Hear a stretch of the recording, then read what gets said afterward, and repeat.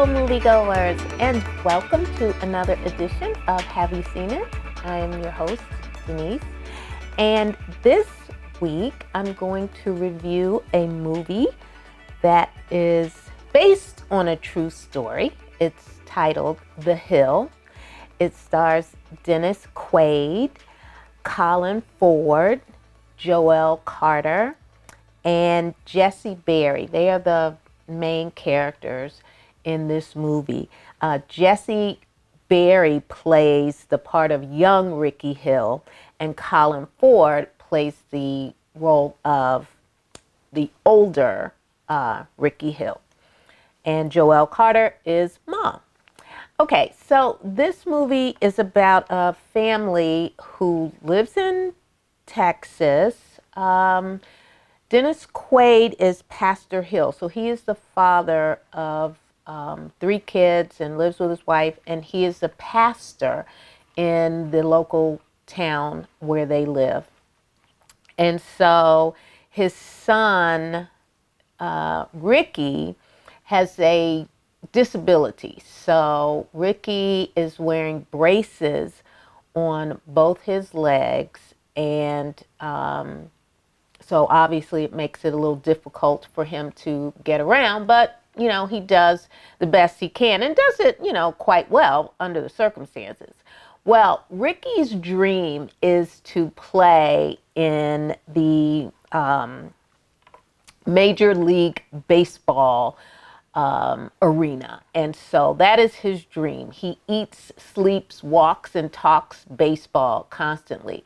Now, of course, running is a challenge for him, but it doesn't stop him from just kind of picking up a stick or, a sturdy implement that he can find and just, hitting rocks, out in the country where he lives. They live in a rural area, so that's basically his entertainment. And so his father, being a pastor, has different designs for him. He's knowing that his son has a disability, he doesn't quite understand why he is, hell-bent, if you will, on playing in the major leagues, knowing that you can't make it to first base, and your calling is probably somewhere on the lines of what I'm doing, but you have your little, your little dream for now. So as the pastor of this town, eventually the congregation is at odds with what the preacher is preaching and how they feel about receiving his message. So basically the family is run out of town, literally, and they have to pack their meager belongings and get in their truck and go somewhere else in hopes of finding someplace else to pastor.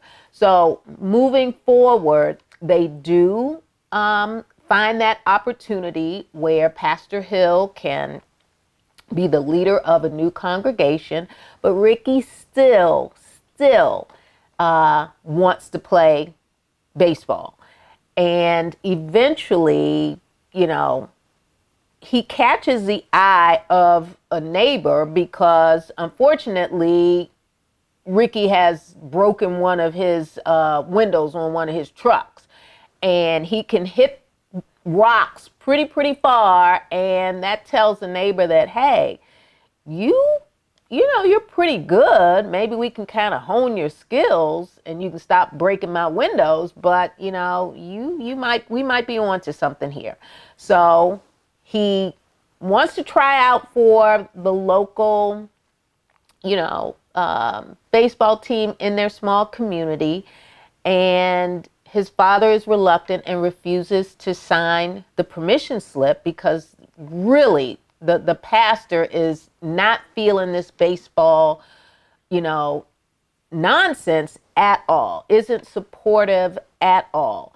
And so as Ricky grows up, he goes to high school. He actually does play on his high school team. He's quite good, but he's not getting the attention that the other players are getting because, of his disability, and people just don't know who he is. So once his name gets out there and he gets a little bit more recognition and people can really see what he can do, people are starting to give him a second look.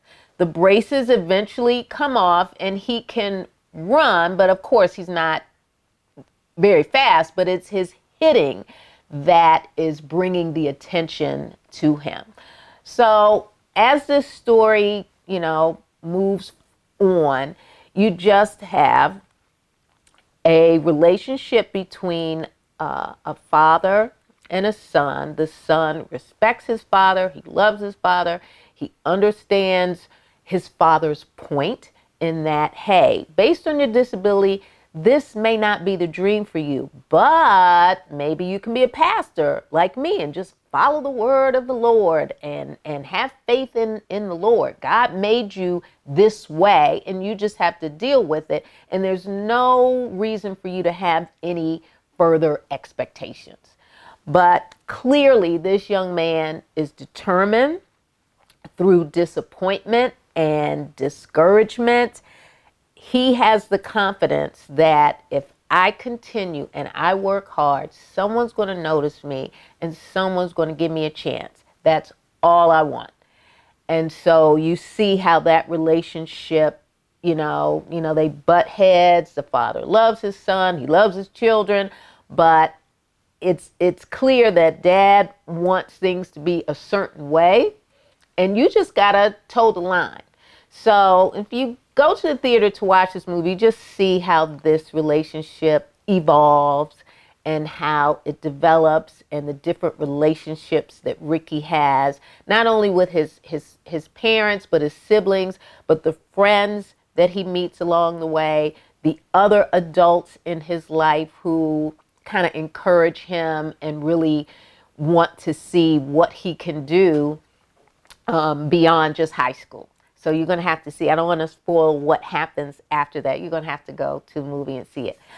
I thought the movie was long. I felt the 2 hours. It wasn't a bad movie. It was a good movie, but I could just feel that this is probably a two-hour movie.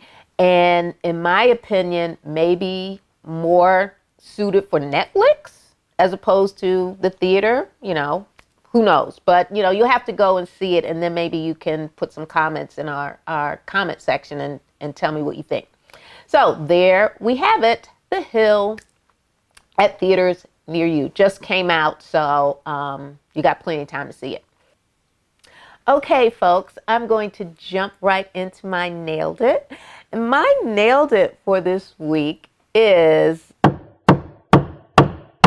the late, great Cloris Leachman and her role in the movie The Longest Yard with Adam Sandler.